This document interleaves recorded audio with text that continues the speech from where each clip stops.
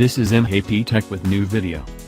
According to a new report in VentureBeat, LG is readying a new phone, codenamed Judy, that should be launching around the June timeframe. And it apparently won't be called the LG G7.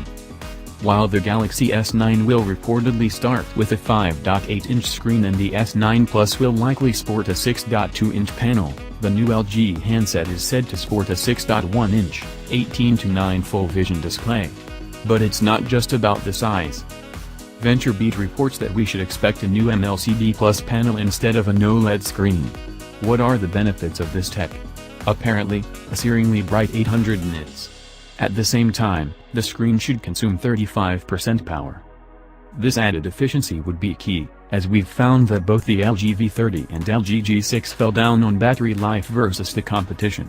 Having a Snapdragon 845 processor on board would also help on the efficiency front, not to mention speed, as we've seen from the early benchmarks we ran on Qualcomm's new chip. Other leaked specs include dual rear cameras with f/1.6 lenses, IP68 durability and boombox-like stereo speakers.